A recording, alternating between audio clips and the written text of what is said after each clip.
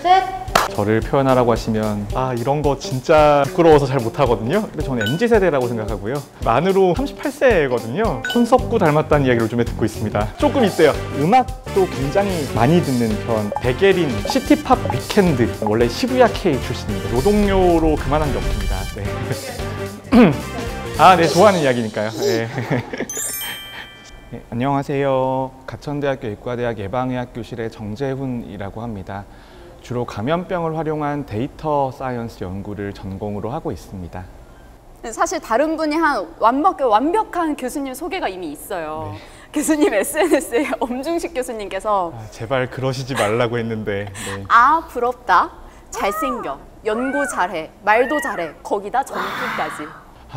좀 너무 부끄러운 표현인데요. 일단 요즘에는 이제 좀 마음이 편해졌나 봐요. 그래서 체중이 급격하게 늘고 있고, 그 다음에 이제 마지막으로 젊다는 거는 네. 저 어떻게 보면 굉장히 굴레 같기도 한 이야기인 거거든요. 왜냐하면 사람들이 가장 많이 하는 이야기 중에 하나가 왜 TV만 틀면 감염병 이야기에 정재훈만 나오냐라는 이야기가 정말 많이 나오는데, 그 이유가 사실 되게 서글픈 이유입니다. 그러니까 감염병을 전공하고 감염병에 대한 역학적인 이야기를 해주는 사람들의 숫자가 너무 적고요. 그리고 그 중에서 이제 방송에 나가면서 욕을 먹을 결심을 한 사람들은 더 적기 때문이거든요. 뭐 굉장히 좋은 표현이긴 한데 들으면 그래 좋긴 좋네요. 입꼬리는 계속 올라가 계시는데 서글프다고 하니까 이게 네. 좀 앞뒤가 안 맞으시네요. 이게 이제 양가 감정이라고 하죠. 네. 웃고 있지만 마음속은 울고 있는 그런 거죠. 네. 얼마나 욕을 먹었는지는 이따가 저희가 조금 여쭙기로 하고, 사실 교수님께서 이제 지금 말씀하셨지만 코로나19로 게임 사이트에서 그 예측하시고 뭐 글 올리시면서 혜성처럼 등장을 하셔서 지금까지 코로나19 유행 규모를 계속 예측을 해 오셨어요. 그리고 그게 사실 대부분 맞았고, 이 대부분 맞은 비결이 뭔가요? 맞은 비결이라기보다는 제가 항상 좀 설명을 드리는데 운이 너무 좋았던 것 같습니다. 분명히 운적인 요소가 상당히 많이 들어가죠. 과학적인 예측에 있어서도요. 근데 저희 팀의 유행 예측하는 데에 굉장히 많은 사람들이 참여하고 계시는데, 그분들을 다 우연찮게, 그러니까 우연스러운 기회에 다들 만나신 분들인데 그분들이 다들 너무 열심히 해주셔서 좋은 결과가 나온 것 같습니다. 네. 되게 겸손하시네요. 그렇진 않고요. 항상 그렇진 않은데, 그런데 이제 아까 이제 게임 사이트 이야기를 하셔가지고 네. 이제 제가 처음에 이제 나서게 된 계기가 원래는 코로나19가 아니고 메르스였습니다. 메르스 때 이제 처음에 이제 정보 교류가 많이 없으면서 많은 분들이 굉장히 위기 상황이라고 느끼면서도 정보를 얻을 수 없는 그런 환경에 처해 있었는데, 그때 이제 익명성을 무기로 이제 글을 올렸었죠. 그래서 거기에서 이제 감염병에 대해서 궁금한 게 있으면 이야기를 해드리기도 하고 질문에 대한 답변을 해드리기도 하는 거였었는데, 그런데 이제 코로나19에 들어오고 나니까 익명성 뒤에 숨는 게 굉장히 무책임하다고 느껴졌습니다. 이제 제가 처음에 쓴 글들이 상당히 많이 공유가 됐었거든요. 네네. 인터넷 사이트에 많이 돌아다니는데 그게 그냥 아이디로만 돌아다니면 이게 가짜 정보와 다를 바가 없는 거잖아요. 그 다음부터는 이제 커뮤니티에 직접 글을 이제 올리게 된 거죠. 이름 명시하고요. 네네. 그렇게 해서 지금 코로나19가 2년 반, 3년이 거의 다 되어 가고 있는데 대부분의 예측을 맞추셨고,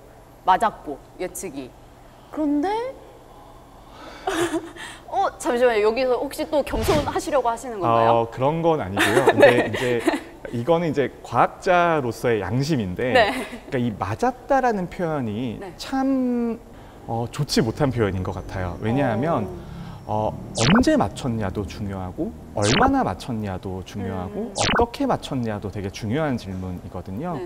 일단 저희 팀이 여러 번의 감염병 유행 예측을 했었는데, 유행 예측은 당연히 진행되면 진행될수록 더 잘 맞습니다. 또 하나는 뭘 맞췄냐라는 거예요. 근데 뭘 맞췄냐라는 거에 있어서는 많은 분들, 특히 국민들도 그렇고 지금 이제 유튜브 보시는 분들도 확진자의 숫자를 오늘 20만 명 나왔는데 몇만 명 맞췄냐가 맞춘 거라고 생각을 하시잖아요. 하지만 저희가 맞고 틀렸다라고 하는 것은 전 첫 번째는 그거라고 생각을 합니다. 이제 우리가 이번 유행에서 중환자 병상을 몇 병상 준비를 하기로 조언을 드렸고 그 병상 숫자 안으로 중환자 숫자가 예측한 대로 들어갔는지가 저희의 입장에선 성패인 거거든요. 그 부분에 있어서는 저는 그래도 상당히 잘 맞춰왔다고는 생각을 하는데요. 그런데 이제 하루에 확진자가 얼마냐, 그 다음에 오늘 얼마 나오고 내일 얼마 나올 거냐, 그거는 사실 거의 틀렸죠, 따지고 보면. 근데 정확히 뭐를 가지고 어떻게 예측을 하시는 거예요? 네, 보통 이제 이 정도 설명드리려면 이제 대학원 강의 한 2년 정도의 분량이긴 한데요. 네. 좀 간단히 설명드리면 굉장히 쉬운 논리입니다. 전체 인구 중에서 면역을 획득하지 않은 사람이 있고 감염이 되면서 면역을 획득한 사람들이 있을 거거든요. 그런데 바이러스라고 하는 것은 한 번에 동시에 몇 명까지 추가 감염시킬 수 있는지에 대한 데이터가 있는 것이고요. 그래서 감염되지 않은 사람이 감염된 사람으로 넘어가는 속도를 계산한다라고 생각하시면 되는데, 한 100명의 사람이 있어요. 100명의 사람이 있는데 한 명의 감염자가 들어왔습니다. 그런데 한 명의 감염자가 3명씩의 감염자를 만들어낸다고 생각하면 첫 번째는 1명이었다가 나중에는 3명이었다가 다음엔 9명이 됐다가 9명이 27명이 될 건데, 근데 그때는 전체 인구 중에서 면역을 보유하고 있어서 더 이상 감염이 되지 않는 사람들의 비율도 계속해서 늘어나게 될 거죠. 네네. 그래서 특정한 임계 수치를 지나는 순간부터는 더 이상 감염자가 늘지 않고 자연스럽게 줄어들게 되는 것이죠. 그러니까 그거를 인구 집단 단위에서 계산하는 거다라고 생각하시면은 가장 쉬운 이해가 되실 거예요. 근데 거기에 사실 되게 여러 변수들이 많잖아요. 네네. 예를 들면 뭐 무증상인 사람들도 있을 거고, 아니면은 사회적 거리두기로 또 이게 격리가 되는 감염자들도 있을 건데, 그런 것까지 어떻게 합쳐서 예측하시는 거예요? 말씀하신 부분들을 모두 다 반영하는 게 정말 어렵습니다. 지금 저희가 예측하는데 고려해야 되는 게, 첫 번째는 감염을 통해서 면역을 획득한 사람들이 실제로는 몇 명일까? 아까 말씀하셨던 부분이거든요. 숨어있는 감염자의 비율이고요. 그 다음에 두 번째로는 백신 접종이 진행이 되는데, 백신 접종이 보면 굉장히 복잡하게 우리나라에서 진행이 됐었잖아요. 연령대별로 적용되는 백신도 다 달랐었고, 그 다음에 전 국민이 전부 다 백신 접종을 하시는 것도 아니니까, 그 다음에 또 하나는 이제 변이가 계속해서 등장을 하는데, 변이가 등장할 때마다 특성들이 다 달라지잖아요. 어떤 변이는 뭐 중증화율이 달라지기도 하고, 어떤 변이는 백신의 효과가 많이 떨어지기도 하고, 그런 것들을 측정해서 넣어야 되고요. 그 다음에 또 하나는 이제 저희가 중환자 예측 되게 중요하다고 말씀을 드렸었잖아요. 그런데 중환자 예측은 또 요즘에 경구용 치료제 쓰고 있잖아요. 그렇죠. 그러면 경구용 치료제가 들어갔을 때 어느 정도로 감소할지 또 봐야 되는 거고. 이 수많은 것들을 다. 또 있습니다. 또 있어요? 또 뭐가 있나요? 이제 마스크 쓰는 것들 있죠. 그 다음에 아이들은 접종이 되지 않았는데 아이들이 그렇죠. 개학하기도 하죠. 학교가 문을 닫기도 하죠. 그 다음에 영업 제한 시간이 9시였다가 10시였다가 12시였다가 다시 11시였다가 10시였다 이기도 하죠.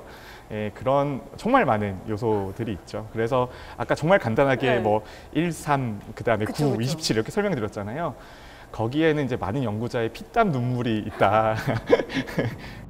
3월 중순에 이제 하루 확진자 60만 명 나오면서 그날 이제 살면서 먹을 수 있는 요기 한 절반 정도는 먹은 것 같은데요.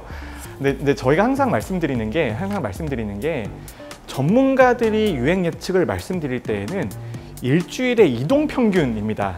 제가 다시 한번 또 한 번 강조를 드리고 또 강조를 드리는데, 30만 명, 최대 30만 명은 그 일주일의 평균의 최대가 30만 명이라는 의미예요. 앞에 숫자 20만, 25만, 뭐 15만 이것만 가져가셔가지고 이제 하면은 댓글은 저 인간 또 틀렸다.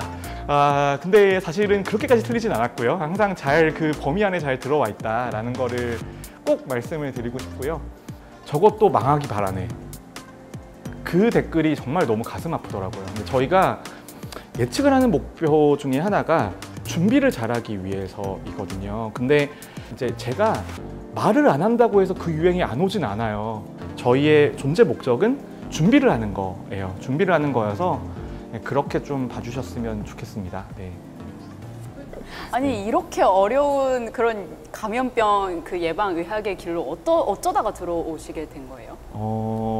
굉장히 이것도 우연의 연속입니다. 제가 이제 보시면 아시겠지만 인생을 계획하고 사는 성격이 아니거든요. 그냥 당장 일도 시키면은 시키는 대로 예하고 그냥 하는 편이고, 뭐 지금 이까지 왔는데 어쩌겠니? 다시 또 해라. 그러면 이제 타는 편인데. 약간 물 흐르듯이 사시는 스타일. 근데 결국 이제 진로가 결정된 건 군의관 때 결정이 됐죠. 군의관 때 결정이 됐고 군대에서도 젊은 남성들에게 유행하는 바이러스성 폐렴이 있었어요. 그게 아데노바이러스 폐렴이라고 하는 거였거든요.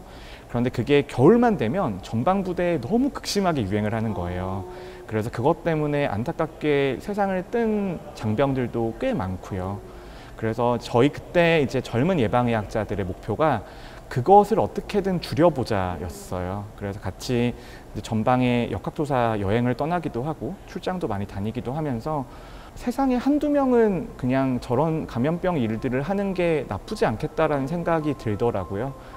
예방의학 한 20분 정도 계시는 것 같고 감염병으로 포커싱을 해서 보면 한 6분, 7분 정도 계신 것 같아요, 전국에. 예. 순수학문에 가까운 일이면서도 인간 세상과 매우 밀접하게 관련이 되어 있거든요. 그 다음에 어렵지 않아요, 저희는.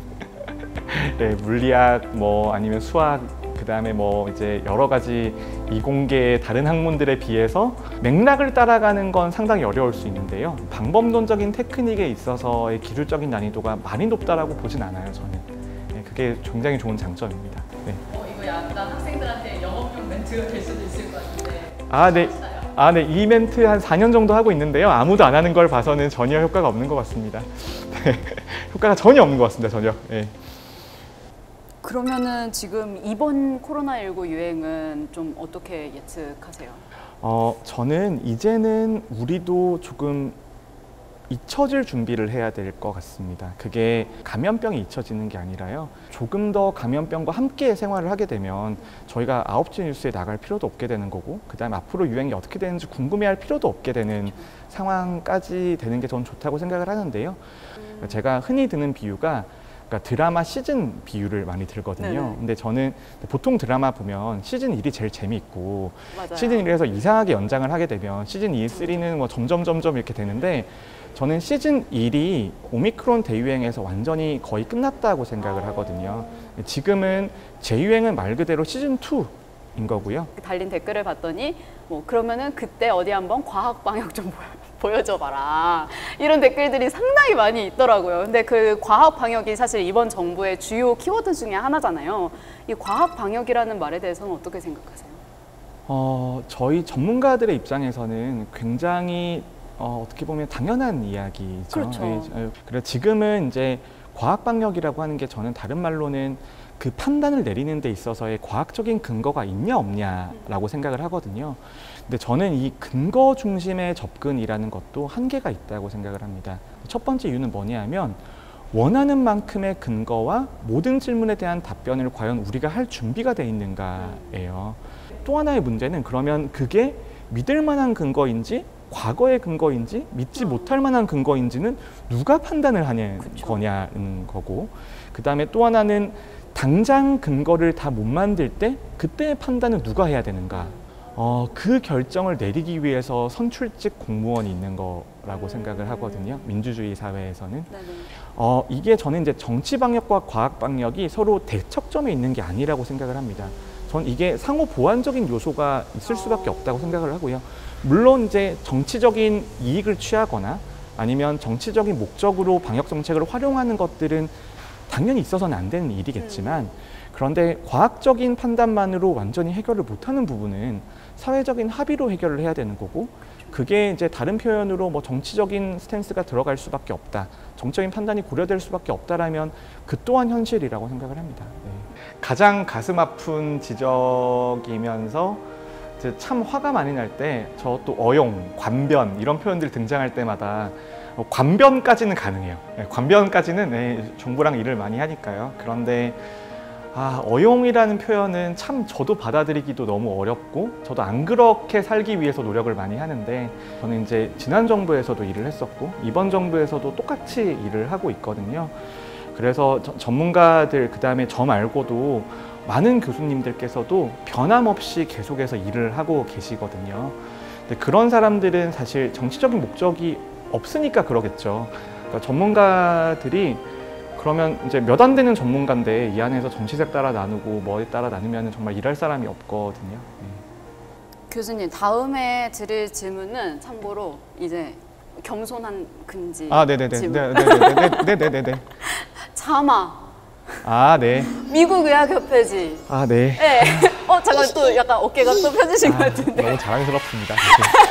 아니, 거기에 논문이 실리셨어요. 네. 아니, 이거 어떻게 실리게 되신 거예요? 국내에 보유하고 있는 다양한 정보들이 있거든요. 그리고 우리나라가 IT 강국이잖아요. 근데 그 정보들을 모아서 결합하는 거에는 참 어려움들이 많았어요. 근데 이번에는 다행히 이제 국민건강보험공단도 너무 많이 도와주시고 질병관리청도 너무 많이 도와주셔서 그 두 기관의 자료를 합쳤어요. 근데 합치는 것만 해도 엄청난 파급력이 있거든요. 그러니까 전 국민 데이터를 이 정도의 정확도로 보유하고 있는 국가는 거의 없습니다. 그래서 이제 그 자료를 바탕으로 이런 것들을 할 수 있어요를 보여드리고 싶었어요. 코로나 걸리고 나면 이제 여러 가지 질환들의 위험이 늘어난다는 게 많이 알려져 있는데 접종을 하게 되면 그 위험이 줄어드냐에 대한 거예요. 그래서 저는 이제 심근경색이나 뇌졸중 같은 것들이 접종하고 감염되신 분들한테는 장기적으로 덜 생긴다라는 걸 보여드렸죠. 발생률이 줄어든다. 그게 인과성을 이야기하는 건 아니고요. 그 정도의 경향성이 있다라는 걸 보여드리는 거였는데 저는 이제 개인적인 꿈이 이제 있고 그다음에 이제 주변에 이제 친한 분들은 다 아는데 세상에 도움이 된 연구이면서 나도 만족하고 남도 인정해주는 연구를 5번 하는 거예요. 한 번 정도는 이번에 한 거 아닌가라는 생각을 하고 있어요. 접혔네요. 한 번 정도는 이 정도면. 아니, 왜냐면 이걸 찾아보니까 제가 다른 의사 선생님께서 이제 쓰신 블로그를 봤는데 이 자마의 논문이 실리는 거는 모든 의사의 꿈과 같은 일이고 네. 가문의 영광이라고. 아까 운 좋은 이야기 금지라고 하셨는데 네. 보통은 이 정도의 연구 설계나 데이터나 결론의 수준으로 미국 의학회지를 못 갑니다. 못 가는 건데 주제가 코로나여서 그렇죠. 뭐 물론 그 주제를 잘 잡는 게 연구자의 능력이 아니겠냐라고 하면은 뭐 그렇게 이야기는 할 수는 있지만 근데 그래도 이 시기가 아니면 평생 못 가볼 것 같아서요. 저도 지금 많이 쓰려고요. 그래서 대외 활동을 줄이고 있잖아요. 그럼 바로 두 번째 손가락 접히는 건가요? 안 될 것 같습니다. 근데 이제 나중에 은퇴할 때쯤 다시 손가락이 4개인 채로 이제 손가락은 하나만 접힌 채로 은퇴하게 되겠죠. 아니 교수님 너무 그런 거에 겸손하시지 않으셔도 될 것 같아요. 아닙니다. 근데 저는 겸손하다기보다 현실을 굉장히 정확하게 이해하는 편이라고 생각을 해서요. 저도 제 한계를 정확하게 인지하고 있죠. 잘 안 될 수도 있다. 잘 안 될 수도 있다라는 거를 아는 게 생각보다 마음의 평화에 되게 도움이 되더라고요. 근데 이제 2년 동안의 가혹한 경험을 겪으면서 이런 접근법이 나쁘진 않구나라는 거를 많이 알게 됐죠. 그래도 두 번째, 세 번째 손가락 다 접으실 날이 꼭 올 거라고 저는 생각을 합니다. 네. 아마 내년, 내후년 정도에는 한 번 정도 더 해볼 수 있지 않을까. 지금 정부 주도의 대규모 연구들이 많이 런칭이 되거든요. 네네네네. 그래서 그런 것들이 좀 잘 진행이 되면은 좀 도움이 되지 않을까. 그럼 생각보다 빨리 접힐 수도 있겠는데요? 그래서 다 접으면 뭘 할까? 그것도 이제 생각은 하고 있는데요. 다 접으면 뭐 하실 거예요? 저 그냥 좀 쉬고 싶어요. 뭐 하면서 쉬고 싶으신데요? 그거는 그 시청자의 상상에 맡기겠습니다. 저 쉬고 싶어요. 좀. 근데 이제 다른 저희 선배님들이 들으면 하하 저것 봐라 할 수도 있는데 한 7, 8년을 거의 한 번도 쉰 적이 없거든요. 그러니까 제가 이제 그 전까지는 굉장히 이제 그 약간 한량처럼 살았거든요. 그러니까 군의관 1년 차 전까지는 정말 소문난 한량이었어요. 소문까지 나셨어요? 굉장히 소문난 한량이었는데 그러니까 군의관 1년 차, 2년 차 이후에 제가 이 일을 해야 되겠다라고 느끼고 나서부터는 사실 거의 쉬지 않았거든요. 거의 쉬지 않았어요. 근데 그리고 이제 이게 그냥 학교에서만 있으면은 이게 육체적이거나 정서적으로 많이 힘든 일이 없었는데 지난 2년 동안 정말 멘탈 공격들을 너무 많이 당해서 그래서 저는 그동안 이제 가혹한 공격을 당하니까 경험치와 멘탈의 정도는 성숙했는데 그쵸. 그러니까 내면이 썩은 거죠. 이제 내면이 좀 썩어 있는 게 있어서 그래서 좀 쉬어야 될 것 같아요. 근데 이거 5개 다 접어야 쉬실 수 있는 거 아니에요? 그래 빨리 해야죠. 아니면은 네. 그 기준을 좀 낮추면 돼요. 그 5개의 기준을 그냥 그 대충 이 정도면은 이 정도면은 만족한다. 그럼요. 야 정재훈 고생했다. 그러면 적으면 되니까. 다 자기 나름인 거거든요. 네. 오늘 또 이제 채널에 공헌을 했으니까 하나 접자. 뭐 이러면 이제 하나 접을 수 있고. 그럼요. 저희가 지금 아주 미래 전망이 뛰어난 채널이거든요. 네네. 그래서 하나 접으셔도 충분합니다. 제가 봤을 때는. 그럼 교수님 마지막으로 10년 뒤 교수님에게 해주고 싶은 말씀이 있으시다면 한 말씀 부탁드리겠습니다. 일단 저 요즘에 제 주변 사람들이 제가 보통 이제 한량이던 시절에는 일 좀 해라 아니면은 뭐 제발 너의 미래를 위해 뭐 좀 해라라고 이렇게 이야기를 되게 많이 하셨어요. 근데 지금은 저희 스승님도 그렇고 제 주변에서 진심으로 제 건강을 걱정해요. 저렇게 일하다가 혹시 문제가 될 수 있다. 근데 요즘에 저도 체력적인 한계를 되게 많이 느끼거든요. 그래서 10년 뒤에 건강하길, 가족들이랑 행복하게 지내고 있길. 딱 그거 2개. 너무 소박한데 진짜 너무 이루어졌으면 좋겠다. 네, 그죠. 저도 요즘에 좀 제가 예전에 비슷한 프로그램을 1년 전에 했을 때는 뭔가 되게 활발하고 적극적이고 희망에 차 있었어요. 그 1년 사이에 저도 이제 많이 성장한 거죠. 그러니까 어떻게 보면 성장한 거고 예전의 열정들이 조금 사그라들었다 할까? 약간 그런. 그러니까 그때는 방송하고 들어가서 연구해서 3시까지 4시까지 일해야지 뭐 이런 게 이제 되어 있으면은 지금은 조금 그거랑 좀 달라져서 그러니까 저도 계속 지속 가능한 방역 이야기를 하잖아요. 네. 저희 연구 생활도 지속 가능해야죠. 그럼요. 그게 굉장히 중요하다고 생각합니다. 꼭 지속 가능한 그리고 채널도 꼭 지속 가능하게 오랫동안 맞습니다. 그때는 이제 애니제임을 쓰거나 네이처를 써야겠네요. 네. 그러면은 거의 한꺼번에 한 2개는 접으셔도 되는 거 아니에요? 한 번에 1개. 한 번에 1개예요? 그건 정확합니다. 네. 그때는 다음에는 네이처와 애니제임으로 뵙도록 하겠습니다. 그러면 지금 이거 유튜브에 영원히 박제되는 거 아시죠? 그때는 어렵다고 하면 돼요. 그때는 뭐 충분히 그럴 수 있어요라고 적어놓으면 되죠. 네. 너무 많은 고통을 순간적으로 주는 일이라고 생각을 하거든요. 근데 감염병이라는 게 이제 거의 잊혀진 채로 지낸 게 거의 한 100년, 150년 정도 되었다고 생각을 하고 하지만 감염병의 유행이 얼마만큼 많은 사망자를 일으키고 그다음에 사회에 혼란을 줄 수 있는지가 지난 2년 반 동안 잘 알려진 거죠. 저는 이제 가장 안타까운 사진이 이제 외국에서 그 조수석에 할머니를 모시고 가다가 할머니가 중간에 돌아가셔가지고 혼자가 굉장히 슬프게 우는 사진을 보면서 정말 마음이 아팠던 기억이 있는데 우리나라도 정말 너무 많은 분들이 돌아가셨고 그 돌아가신 분들마다 다 개인의 삶도 있을 거고 가족들도 있을 건데 지금 잘하고 다시 또 근거 만들고 기술 발전시켜야지 그 다음에 조금 피해가 줄어들 수 있는 게 아닌가 그렇게 생각을 합니다. 네.